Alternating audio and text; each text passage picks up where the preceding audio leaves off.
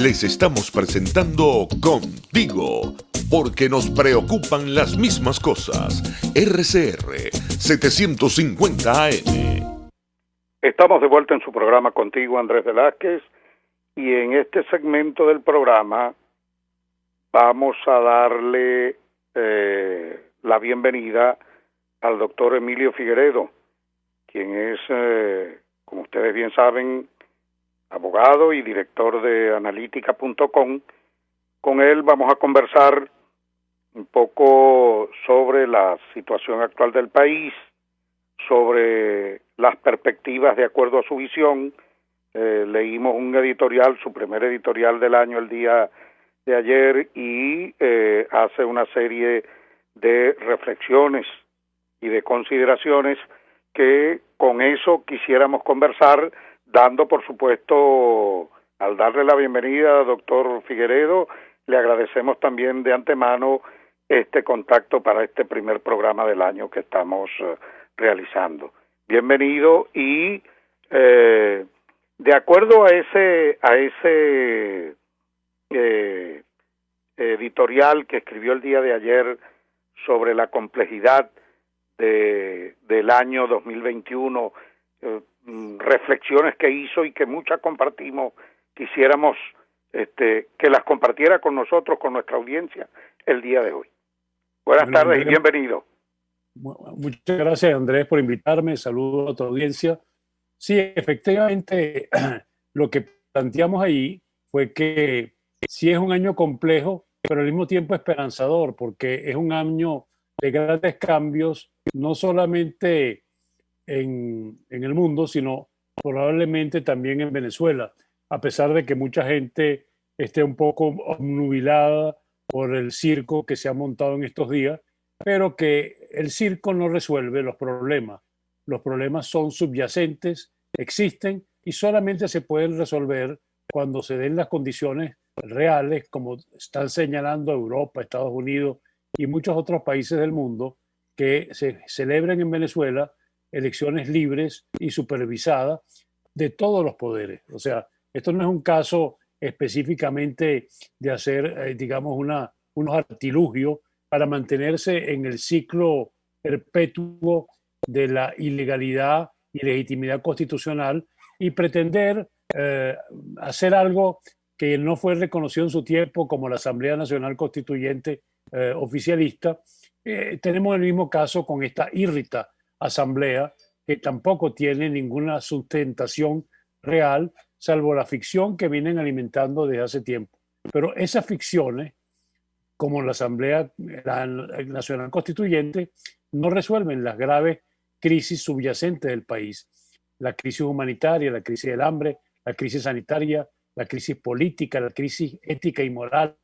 En fin, es una combinación de situaciones que ha hecho al Estado venezolano como un Estado inviable, ¿no? O sea, lo llame fallido, forajido, lo que quiera llamar, definitivamente no ha sabido resolver los problemas de la colectividad en su conjunto, sino que ha utilizado el poder como un instrumento para mantenerse en el poder por el poder mismo. Y eso en el siglo XXI cada vez es más complicado, porque para recuperar a Venezuela se requieren muchas condiciones económicas y financieras muy elevadas. Solamente para recuperar la industria petrolera, tú necesitas una inversión de más o menos 250.000 millones de dólares sobre un lapso de 8 años. Eso es mucho dinero, son más o menos 35.000 por año. Y eso no va a venir con estas medidas, por ejemplo, la ley antibloqueo, que yo prefiero llamarla la ley pro blanqueo de capitales, sí, puede resolver bodegones y algunas empresas menores y darle cabida al lavado de capitales, pero no va a darle a aquellas cosas que sirven y aumentan la productividad, como es la recuperación de las empresas de Guyana y la industria petrolera, que son las que generan divisas. Entonces, yo creo que todo esto, esta ficción, confunde a algunos, y eso es lo que me preocupa, Andrés, que hay gente que dice, bueno, como los alacranes y otras especies, y otras sabandijas, y otros que no son sabandijas, pero que creen que se puede llegar a un acomodo, pactar con el régimen. fíjate cuál fue la medicina que le dieron a los alacranes. Ni siquiera un tercio. O sea, los marginaron y ayer los humillaron, además. O sea que, Absolutamente, doctor. sí. Compartido. Entonces yo creo que más bien hay una esperanza. Creo que lo que está sucediendo hoy en los Estados Unidos me llena de esperanza porque aparentemente, salvo confirmación oficial en el resto del día, los demócratas ganaron las dos senadurías de Georgia. Eso va a llevar a que gran parte del Partido Republicano no se va a prestar a esa especie de intento autoritario de desconocer la decisión del pueblo. Y surgió algo que es quizás lo más positivo que ha tenido los Estados Unidos, que es el sistema de check and balance, o mejor dicho, la autonomía de los poderes. Ayer, solamente a título de ejemplo, 350 presidentes ejecutivos de las principales empresas de los Estados Unidos dijeron, bueno, ya dejen la cosa, pues vamos a arrancar y a trabajar y dejen de hacer filibusterismo o tratar de afectar, digamos, la estabilidad. Y a tener un efecto que a nosotros va a ser positivo, que es que vamos a regresar al multilateralismo y Estados Unidos va a empezar a tener una relación operativa más activa con Europa para hacer los frentes comunes en aquellas cosas que tienen que ver con la defensa de la democracia, pero también Estados Unidos no va a tener complejo en hablar con China y con Rusia a la vez. Y todo eso es lo que va a definir el panorama que aquí se considera como maldita la palabra, que es la negociación, pero no es la negociación del gobierno con una posición que ella divide a su antojo y que además muchos ávidos de presencia y de poder no esperan el tiempo que le corresponda fijar su liderazgo, sino que ya quieren tener el liderazgo de papel. Así Entonces es. yo creo que esa negociación se va a dar porque en el fondo, fíjate que el caso de los chinos, por ejemplo, ¿hace cuánto que los chinos no están invirtiendo en Venezuela ni prestando un yuan? Que se cobran, sí, lo que se le debe. Y los rusos lo mismo. Pero si Venezuela tiene potencial, hay espacio para que en forma lícita, en forma supervisada, controlada, con transparencia, tengan acción. O sea, Gazprom es una empresa importante y Venezuela tiene reservas gasíferas importantes para desarrollar. Y el mismo Rosneft que se fue de aquí es una empresa a nivel mundial. Y así vemos. Y los chinos, por ejemplo, son increíbles en ferrocarriles y en otras materias. O sea que hay espacio para todos, pero dentro de una Venezuela democrática, responsable y sobre todo que gobierne con transparencia. Ahora, doctor, ¿usted cree que el tema vuelve a coger, y usted lo acaba de mencionar, el tema de la negociación, de un posible diálogo, negociar una salida política para Venezuela con la convocatoria de unas elecciones presidenciales y parlamentarias, tal como se está planteando y tal como lo planteó el documento de la Unión Europea el día de hoy? ¿Usted cree que después de todos los intentos que se han dado aquí, montar de nuevo o reeditar una versión parecida a esos diálogos infructuosos, inútiles que se han montado, cree que eso tiene cabida nuevamente en el país? No, yo ¿O no me por estaba el refiriendo a esa contrario, negociación. usted apuesta Yo me estaba refiriendo a otra. a una acción más protagónica de la comunidad internacional para forzar esa posibilidad? Yo no me estaba refiriendo, Andrés, a una negociación gobierno-oposición. Primero Ajá. porque la oposición está lamentablemente fragmentada por muchos intereses particulares. No, yo lo que me estoy refiriendo es una negociación de los grandes entre sí.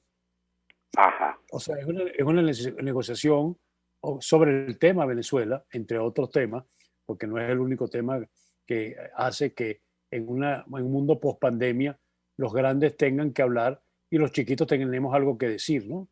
Y esa negociación involucraría evidentemente Estados Unidos, Europa y China y en alguna medida Rusia, por supuesto. Pero también hay otra que también está, aunque la gente no lo sepa, que anda larvada, que es la negociación de Estados Unidos con Cuba. Esa negociación de Estados Unidos con Cuba se va a acentuar más porque Raúl, aparte de tener 87, 88 años, padece de cáncer. Entonces, la Cuba post-Castro requiere una salida y una solución, y los únicos que se la pueden brindar, tanto en energía como en inversiones, son los Estados Unidos. Entonces, cuando yo hablo de negociaciones, estoy hablando de la negociación mar afuera, ¿no? La negociación Sí, que señor. surge allá. Y Ya después de eso viene la presión. Y si el agarré la gobierno idea. Perfecto. pierde el respaldo activo de China y Rusia, con Irán y Turquía difícilmente pueda mantenerse de pie. Sí. Ahora, en su editorial usted le hacía una serie de recomendaciones a los actores políticos del país, sobre todo en el tema de la unidad. ¿Podría, por favor, que esto es importante, clave para no el es que es éxito de importante, esta es pelea? esencial. Sin eso, o sea, nosotros no podemos pensar que solamente el concierto internacional es el que va a resolver la situación venezolana. En todos los países se han hecho, a pesar de la divergencia, a pesar de la diversidad, que es un elemento fundamental de la democracia, cuando estás enfrentando una tiranía, porque ese es el nombre que hay que darle más allá de dictadura. La dictadura romana era una institución necesaria, ¿no? En el Imperio Romano. Pero lo que quiero decir es que los pequeños personalismos que siguen vigentes y las pequeñas jugarretas que se hacen y que se siguen haciendo, que uno la ve a diario, tienen que ser resueltas con lo que nos guste o no nos guste, es la imagen de la institucionalidad de Venezuela, que no es otra que la que está representada en este momento por las circunstancias que sean por Juan Guaidó. Juan Guaidó no es que Juan Guaidó, que más Pedro Pérez, o como quieras llamarlo, es el último, como dicen ellos, el último elemento democrático que existe en Venezuela. Ahora, si por razones particulares algunos grupos, para no mencionarlo, lo quieren torpedear, y algunos con una intención que no se les dio afortunadamente, que querían, algunos de los miembros del G4, que querían hacer una jugarreta para que se designara en este 5 de enero un nuevo presidente de la Asamblea legítima, la de 2015, y entonces fueran ellos los actores que llevaran adelante. Eso es muy difícil, ya está hecho el trabajo, ya 60 países lo reconocen, la misma Europa lo dice, el Parlamento Europeo es expreso, Estados Unidos no solamente fue en el Tesoro, sino otra declaración, o sea, él es la personificación de lo que es esta transición hasta que lleguemos al momento que podamos hacer elecciones libres, transparentes y supervisadas, en el que el liderazgo que surja competirá para hacer una Venezuela, pero que además ese gobierno que venga, cuando tenga que venir, tiene que venir precedido de algo parecido, adaptado al siglo XXI, a cosas como fueron el Pacto de la Moncloa o el pacto que hubo en Chile con la salida de Pinochet, o lo que hubo aquí en Venezuela con Punto Fijo, pero quizá con una amplitud distinta, porque si no hay un pacto de gobernabilidad, por lo menos en los primeros 5 años del quien le toque ser el presidente constitucional de Venezuela, vamos a tener los sobresaltos y las dificultades de poder hacer una transición evolutiva y en paz. Así es. ¿Usted cree que el tinglado montado ayer por Maduro, después de la farsa electoral del 6 de diciembre, le va a permitir normalizar, entre comillas, la situación política o le da mucho más, lo hace más fuerte en todo caso a la dictadura? ¿Cómo percibe eso? De ninguna manera, como dice el dicho, con qué se sienta la cucaracha, ¿no? Porque los problemas, los problemas están ahí, Andrés, tú lo sabes. ¿Cómo van a resolver el problema del gas? ¿Cómo van a resolver el problema del hambre?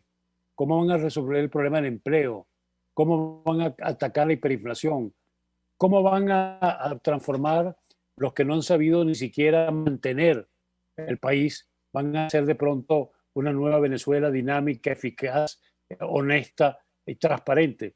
Si la misma decisión de la Asamblea Nacional Constituyente irrita cuando aprobó la ley pro blanqueo, porque así que la llamo yo, no puso que la Asamblea no tiene ni arte, ni parte, ni control sobre eso. Es un dominio cerrado, controlado por el Ejecutivo. Inclusive la prensa no puede informar sobre ello porque sería un delito de Estado. O sea, es la oscuridad que este Congreso no le va a dar más luz. Y este es un congreso, además, un congreso piche, la palabra es. Vimos, por ejemplo, las caras de siempre. Lo único que Como me la llamó la atención, repetición de la ilegítima Asamblea Nacional Constituyente. Las con caras la única repetidas. cosa que defenestraron a Diosdado y lo pusieron como jefe de fracción, pero jefe de fracción, una fracción en la cual la mayoría de los diputados son nombrados a dedo por Nicolás Maduro. Entonces, Sí. ¿quién es el jefe de la fracción? ¿Diosdado o Maduro? Sí. Es O obvio. Cilia. Habrá que preguntarse si es Cilia Bueno, también. sí, ese yo sé que ese es el poder detrás del trono. Y fíjate que es curioso que el poder interesante que ocurrió ayer es que en la línea de sucesión de Maduro están los dos hermanitos Rodríguez, Delcy como vicepresidente y el tercero en el orden, el presidente de la Asamblea. Y O sea que, pareciera ser que van escalando más poder y más poder los hermanos Rodríguez. o están preparando una salida que se garantice en ellos y en alguna manera tienen la escalera ya armada para lo que puede ser, digamos, ese esquema que han hablado los americanos, que es más, está escrito, el famoso Consejo de Estado o Junta de Gobierno, como la quieras llamar. Ahí está prácticamente parte del eslabón que falta, que era la famosa 2, 3 de cada lado, y el presidente designado de común acuerdo. O sea que esa sería la transición para preparar las elecciones libres, ¿no? Libre, sí, Inclusive, señor. Guaidó Doctor, mismo lo ha dicho. su llamado final al pueblo venezolano en la óptica de la esperanza con el que iniciamos nosotros el programa de hoy, porque más allá de toda la situación de barbarie, de oscurantismo que estamos viviendo en el país, hay un elemento fundamental. Los totalitarismos se imponen y permanecen cuando los pueblos se arrodillan, pero este pueblo ha permanecido de pie, ha peleado, 2 demostraciones contundentes al final de año, la espalda que le dieron a la farsa electoral del 6 de diciembre y el entusiasmo con el que asumió la consulta popular. Eso nos daba fuerza en el sentido de que hay un pueblo de pie peleando. Su llamado a ese pueblo, finalmente, para concluir. Bueno, yo creo que el pueblo demostró claramente el 12 de enero, ¿eh? su voluntad democrática clarísima, encima los pseudo liderazgos que todavía son liderazgos de etiqueta, porque no se han medido y no se han medido popularmente. Y siguen algunos de ellos, lamentablemente, aunque en la prórroga de la Asamblea, o sea, la prolongación hasta el 2022, uno de esos factores, la fracción 16 de julio, votó a favor. Sí. Acción Democrática no votó, pero no rompió el quórum, ¿eh? Por lo cual la decisión fue legal. Acción Democrática anda jugando en 2 tableros a la vez, ¿no? Pero al mismo tiempo al final se alinea. Y lo curioso es que después de todos los que decidieron quitarse de sus redes sociales el nombre de diputado, ¿sabes cuántos participaron en el acto de ayer? 140 diputados. Así es. Entonces es como, es de engañar. Señores, vamos a reagruparnos todos detrás de un propósito. El propósito es salir, como dijo Chávez en su tiempo, ¿no? Hasta el 2021. Ya estamos en el 2021. Entonces vamos a hacer que la palabra del comandante eterno de ellos se haga realidad y va a depender de nuestra unidad y simplemente apoyemos lo que tenemos. No tenemos otra que apoyar a Guaidó, apoyar a la comisión delegada y dejar los personalismos hasta el momento que nos enfrentemos en elecciones libres. Bueno, muchísimas gracias, doctor Figueredo.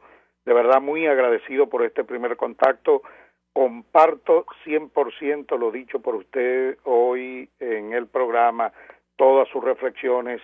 Creo que han sido de altísimo interés, bueno, para iniciar el año de mucha esperanza, de mucha fuerza, de mucho auspicio en el sentido de llegar a una conclusión feliz para el pueblo venezolano, que es ponerle punto final a esta tiranía, tal como la describe.